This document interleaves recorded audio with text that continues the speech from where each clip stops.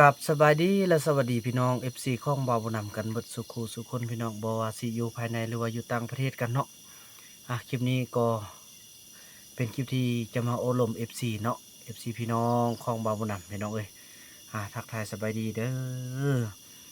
พ่อแม่ทุกท่านเนาะบ่ว่าอาจจะอยู่ไสเนาะที่มีโอกาสได้เข้ามารับชมคลิปวิดีโอของช่องสำห้องเนาะก็คือช่อง BN สลาว2เนาะของเบาบ่นำ พี่น้องดังที่ทุกคนได้เห็นเนาะในคลิปที่แล้วก็คือบ่าวคำน้อยพี่น้องเอ้ยที่บ่าวคำน้อยบ่เคยเป็นแบบนี้เนาะบ่เคยที่จะมีใส่อาการที่ว่าตอบโต้แบบรุนแรงพี่น้องเอ้ยขออนุญาตได้พี่น้องเอ้ยเพอบ่าวนำกาหมดกำลังเลยพี่น้องฮ่ายบ่สร้างสิว่าเลยพี่น้องเอ้ยเนาะกินเหล้าเมายาพี่น้องเป็นแบบนั้นไปแล้ว แล้วคันบ่กินเหล้าก็ดีพี่น้องเอ้ยปากหั้นนะ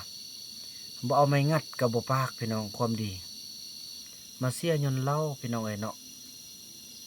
คือดังเหตุการณ์ที่เกิดขึ้นน่ะพี่น้องบ่าวนำก็ได้ป้องกันตัวเอง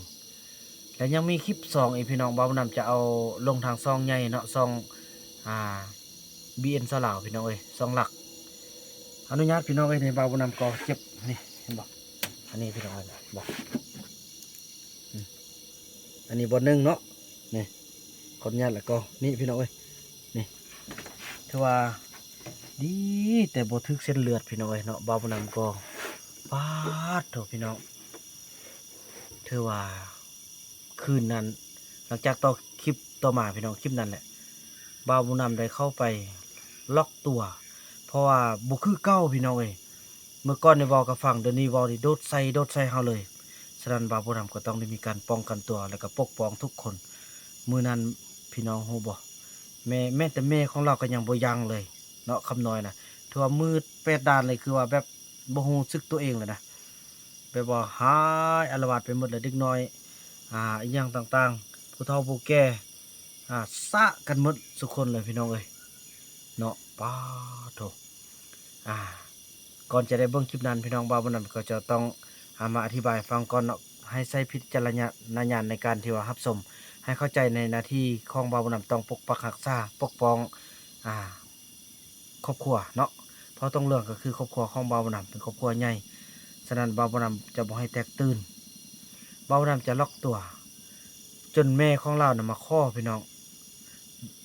ซาวลีอันแม่เฒ่ามีน่ะข้ออีนำอย่าเฮ็ดข้อนำความหมายน่ะเนาะบ่นำข้อนำลูกเฮาข้อนำอย่าเฮ็ดลูกเฮา แบบเบานำแบบว่าอยู่บ่ได้เลยพี่น้องเบาบ่นำก็หลังจากฮู้เฮ็ดให้เบาบ่นำเจ็บตัวน่ะเบาบ่นำก็เข้าไปล็อกตัวแล้วก็สิมัดพี่น้องเอ้ยจะเอาเสือกมัดแล้วก็จะบ่ให้มีการเคลื่อนไหวทำลายอิหยังต่างๆหั้นน่ะแม่เรามาค้อเบาบ่นำจนยอมเลยพี่น้องเห็นความรักจากแม่ที่มีต่อลูกพี่น้องเบาบ่นำปล่อยวางเลยถึงว่ามันเขาสิฆ่าเบาบ่นำก็จะตอบโต้หยังบ่ได้เพราะเบาบ่นำอ่อนกับคำเว้าของแม่เราเลย เนาะหลังจากนั้นมือต่อมาบ่าวนำก็ว่าแม่ลูกจะเอาคำนวณไปส่งอยู่ป่าเด้ออยู่กับอยู่บ่ได้กินเหล้าเมายาแล้วมันสิอาละวาดเฮาแหละข้ออีกครั้งพี่น้องเอ้ยแม่เฒ่ามีข้ออีกครั้งว่าบ่เอาไปแหละอยู่นำเฮาลูกเฮาอ่าให้เอารั้วเอาฟืนและแม่เราก็โคกินไปปะเฮาอยู่ตีนบ่อนพี่น้องเอ้ยเนาะให้มาอยู่มากินนั่นแหละบ่าวนำก็ป๊อดโถพี่น้องเอ้ยความ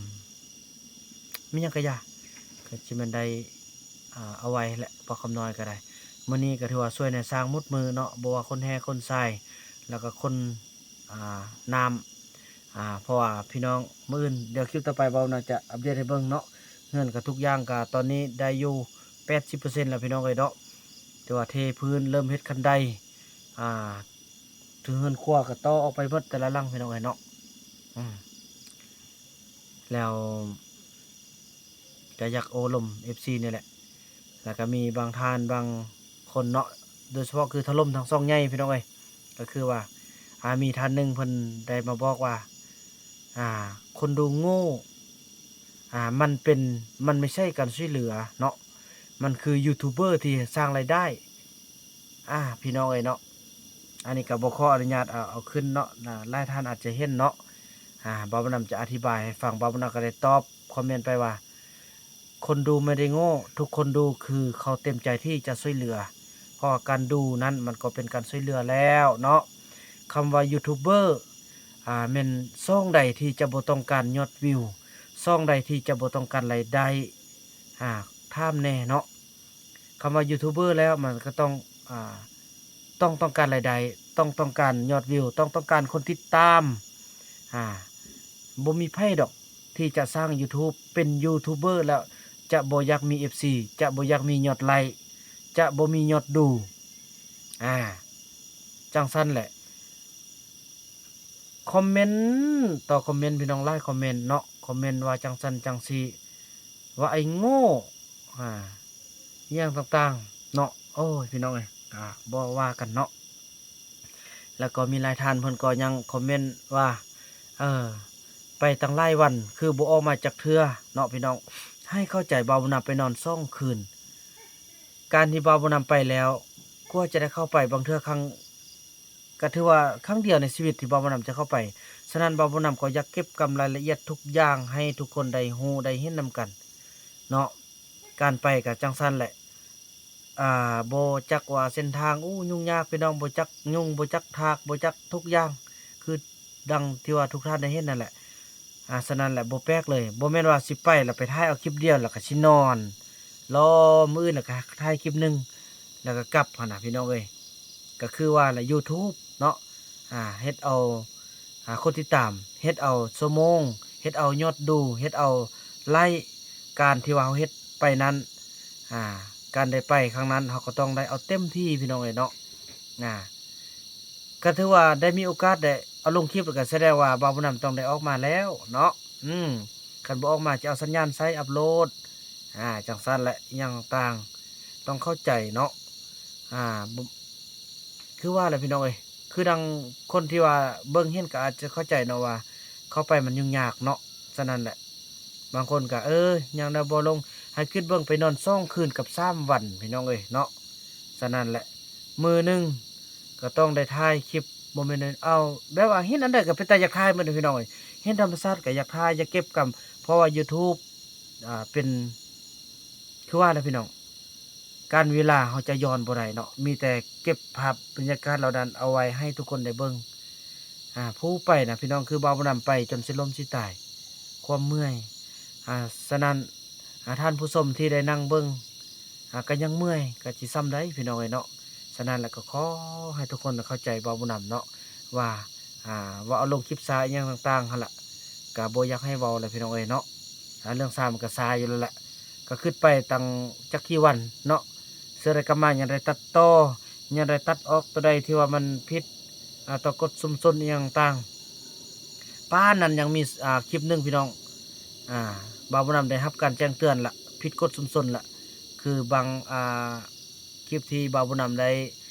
ถ่ายให้ทุกคนได้เห็นเกี่ยวกับว่าเดี๋ยวนี้คลิปบ่าวบ่นำเขียนหัวข้อว่าตกลงว่าบ่าววาดหรือบ่าวคำน้อยเนาะที่ซ่อนอิหยังต่างๆนะพี่น้องคำเว้าก็ผิดแล้วเดี๋ยวนี้เนาะอ่า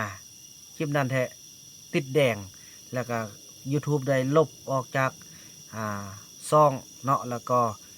ได้เตือนบ่าวผู้นำแล้วเป็นครั้งที่1ฉะนั้นบ่าวผู้นำก็ยื่นคำอุทธรณ์ไป90วันจึงจะลบแสดงว่า3เดือนพุ่นเด้จึงจะได้ลบการแจ้งเตือนนะการประกาศแจ้งเตือนอันนี้ก็บ่มีผลกระทบหยังพี่น้องแต่เพิ่นแจ้งเตือนแต่ว่าคันมี3ครั้งเนี่ยYouTube เนาะจะมีการที่ว่าถือว่ามีปัญหาเนาะเปิดสร้างรายได้บ่ได้อิหยังตามเพิ่นก็ว่าไปเด้พี่น้องเพราะเขาผิดกฎชุมชนเด้ฉะนั้นแหละพี่น้องเอ้ยก็อยากมาแจ้งให้ทุกคนได้รับทราบนำกันเนาะการลงคลิปนั้นก็อย่าให้ทุกคนแบบว่าเข้าใจผิดพี่น้องเอ้ยเนาะว่าลงคลิปมั่วบ่าวผู้นำก็ได้บอกแล้วเด้ว่ามีช่องมีบางท่านเพิ่นก็เข้าใจเด้มีช่องช่องซ้ำห้องก็คือช่องทันวิถีชีวิตเนาะช่องหลักนั่นก็คือช่องที่ว่าเป็นไปตามการเวลาเนาะตามเรื่องราวบางคนก็บอกว่าอยากให้ช่องใหญ่เนาะช่องหลักนี่แหละเป็นช่องที่ท่านเหตุการณ์ ฉะนั้นพี่น้องมันบ่ทันก็คือบ่าวบ่นำเข้าไปก็ได้ถ่ายหลายๆคลิปเนาะก็เลยว่าจะก็สมมุติว่ามีเข้าไปครั้งนี้น่ะ20คลิปหรือว่า30คลิปเฮาสิลงมือเดียวสินะมันบ่มีเวลาเลยนะพี่น้องบ่าวบ่นำก็พบเจอแล่นเนื้ออิหยังต่างฉะนั้นบ่าวบ่นำก็แบ่งเวลาเพราะว่าหยังเนาะการที่ลงแบ่งเวลานั้นบ่าวบ่นำบ่อยากลงไลน์นั้นก็คือ1แบ่งเวลาให้อ้ายขี้แก้วได้ลง2แบ่งเวลาให้ทางสาวนกได้ลง3ก็คือไอ้เตียงคำได้ลงเนาะเพราะพวกเราได้จำกัดเบิ่งเวลาพี่น้องเพราะพวกทีมงานเดียวฉะนั้นแหละอ่าคันใดก็จะลวดลงไปเขาก็สิว่าซุ่มนอนเพราะต้องเรื่องนี่ยากบ่ยากนี่บ่าวบ่นำมีคนติดตามแสนปลายแล้วจะฮอด200,000แล้วคันบ่าวบ่นำได้เอาลงทีๆแล้วก็สงสารทีมงานพี่น้องเอ้ยเนาะฉะนั้นทีมงานก็เชื่อแน่ว่า FC คงจะบ่เบิ่งหั้นนะเบิ่งก็เบิ่งเพียงเล็กน้อยฉะนั้นแหละก็ต้องเป็นการที่ว่าแบ่งปันกันเนาะให้เข้าใจบ่าวนำอันนี้แหละการบริหารซองการบริหารเวลาคือคนใดที่เข้ามานำบ่าวนำบ่ฟังความบ่าวนำเนาะที่ว่าเข้ามาแล้วก็บ่ได้อยู่น่ะย้อนตัวนี้นี่แหละพี่น้องเอ้ยเนาะย้อนว่าเจ้าสิลงยามใดก็ลงอหยังต่างหันน่ะโดยที่ว่าคือถ้าเฮานี่ได้แบ่งเวลาแบ่งช่องให้กันลงได้พี่น้องไอ้ขี้แก้วเราก็เป็นคนใหญ่แล้วก็เป็นผู้ฮู้แล้วก็เข้าใจลาวหั้นแหละเราเลือกเอาเองเด้พี่น้องบ่าวนำก็ได้บอกอ้ายสิลงเวลาใดเพราะว่าเราก็เลือกเอาเวลาต่อจากคลิปต้นแรกของบ่าวนำเนาะเพราะเราก็อยู่ไกลอาทิตย์หนึงเรามาเราก็ต้องได้ถ่าย7คลิปพี่น้องเอ้ยเนาะเพราะว่าเอาลงมื้อละคลิปส่วนสาวนกนั่นก็เบิ่งเวลาหั่นแหละพี่น้องบ่าวบ่นำได้แบ่งเวลาเนาะบ่าวนำก็บ่อยากลงรวดๆไล่เพราะว่าแบ่งปันน้ำใจให้กันพี่น้องบ่แม่นว่าอันใดตัวเองก็สิเอาหมดหั้นนะให้เข้าใจแนวนั้นแหละอันนั้นแหละเหตุผลที่บ่าวนำบ่อยากเอาลงไล่คลิปช่วงที่เข้าไปนี่ไล่คลิปเนาะบ่าวนำก็ได้เอาลงบางมื้อก็จนฮอด5คลิปพี่น้องเอ้ยฉะนั้นแหละก็มีผลสะท้อนต่อทีมงานฉะนั้นแหละบ่าวนำก็บ่อยากอันใดก็เป็นของตัวเองเนาะก็เข้าใจพี่น้องเอ้ยบ่าวนำก็รับภาระหลายเนาะก็คือว่าเอาข้าวเอาน้ำบางคนอยู่ของกินเลี้ยงพอต้องเรื่อง19คนแต่ก็เข้าใจว่าทีมงานมาก็อยากให้มีค่าน้ำมุกน้ำมันแต่ละเดือนมาบ่แม่นมาละลาเด้พี่น้องเอ้ยเนาะขี่รถสมมุติไอ้ขี้แก้วสิมาแต่ไกลมาแต่ไกลก็ได้ใช้น้ำมุกน้ำมันก็อย่างน้อยก็ต้องให้อยากให้ไอ้ขี้แก้วได้มีรายได้ไปช่วยเหลือครอบครัวตัวเองแด่ไปช่วยเหลือพอต้องเรื่องแด่แล้วก็ช่วยเหลือค่าน้ำมุกน้ำมันแด่อ้ายเจียงคำทีมงานมาแต่ภาคใต้คือมาทุกครั้งบ่าวบ่นำบ่ได้มาให้หลาบ่ได้ให้มาหลาเด้อพี่น้องฮู้อยู่มาถ่ายทำเอาคลิปเนาะแล้วก็ได้เงินได้คำจากพอต้องเรื่องแต่บ่าวบ่นำก็ได้เอาเงินเอาคำให้เพิ่นใส่น้ำมุกน้ำมันทุกครั้งพี่น้องในการที่ว่ามาเนาะบ่วิดแหละพี่น้องเอ้ยเทื่อละต่ำสุดก็ล้านกีบเนาะบางเทื่อก็2ล้าน2ล้านปลายแล้วก็เลี้ยงข้าวเลี้ยงน้ำทุกอย่างบ่าวบ่นำรับผิดชอบเองหมดทุกอย่างได้พี่น้องเอ้ยบ่เชื่อทำไอ้เตียงคำก็ได้เนาะนั่นแหละการแบ่งปันของบ่าวนำฉะนั้นแหละพี่น้องเอ้ยอยากให้ทุกคนเข้าใจว่าให้เข้าใจบ่าวนำว่าบ่แม่นบ่าวนำเอาลงคลิปมั่วเนาะฉะนั้นพอบ่าวนำก็ยืดเวลานะพี่น้องเอ้ยเพื่ออยากให้บ่อยากให้ FC ได้งงเนาะในการลงคลิปมื้ออื่นคลิปมื้ออื่นก็ได้ออกมาแล้วพี่น้องเอ้ยเนาะฮอตตอนได้ออกมาแล้วถ้าว่าท่านใดได้ติดตามทางFacebook ก็จะได้เข้าใจแล้วเห็นตอนน้อยเห็นอย่างในตอนนี้เนาะบ่าวนำก็สู้สุดทีแล้วพี่น้องเอ้ยจังซั้นแหละพี่น้องให้เข้าใจบ่าวนำเด้อเนาะบ่าวนำก็สุดทีแหละบ่จักว่าพบแต่แล่นเนื้อพี่น้องเอ้ยงานใหญ่อีหลีพี่น้องเอ้ยงานระดับประเทศเนาะพี่น้องเนาะบ่แม่นงานลิ้นๆก็เว้านี่ก็สิบ่แม่นว่าผู้ที่เพิ่นอิจฉาหั่นน่ะจะว่ายองตัวเองอีกแล้วผู้อื่นบ่เว้าแล้วยองตัวเองอีกแล้วมันก็จำเป็นอีหลีพี่น้องมันความจริงคือความจริงเนาะงานนี้เป็นงานระดับประเทศถือว่าณตอนนี้บ่าวบ่นำก็เป็นคนหนึ่งที่ไล่คนบ่ว่าจะอยู่ประเทศพี่น้องทั่วโลกที่จ้องมองในตอนนี้เบิ่งว่าผลงานของบ่าวบ่นำจะสำเร็จบ่เนาะตอนนี้ก็พี่น้องเอ้ยสำกับจับปูใส่กระดงพี่น้องบ่าวบ่นำก็ปบไตแล่นเนื้อ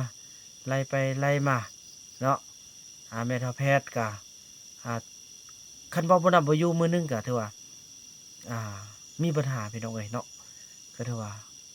นับแต่สาวติ๊กแม่เฒ่าแพทย์พู้นแหละแล้วก็ทุกคนคันเว้าบ่นำบ่อยู่ก็ถือว่ามีปัญหาพี่น้องเอ้ยเขาเจ้าแบบบ่อิหยังต่างหั้นน่ะบอกตอนนี้แหละพี่น้องเอ้ยเนาะคือแม่เฒ่าแพทย์ฮู้ข่าวแล้วเนาะแล้วก็อ่าฮู้ข่าวแล้วเนาะ แต่มีคนเอาเขาวเอาน้ำไปให้กินบ่กินเนาะเพราะเขาบ่เชื่อใจเขาว่าย้านตายฉะนั้นมีแต่บ่าวผู้นำเท่านั้นที่จะสามารถปันเขาวให้พอต้องเรื่องกินได้เนาะพี่น้องเอ้ยจังซัดแล้วพี่น้องเนาะถือว่าคลิปนี้บ่าวผู้นำขออนุญาตจบคลิปกันส่ำนี้ก่อนเด้อพี่น้องเนาะคลิปต่อไปมื้ออื่นบ่าวผู้นำจะรีวิวเรือนแล้วก็เบิ่งสวนเนาะท่าซ่องใหญ่พี่น้องแล้วก็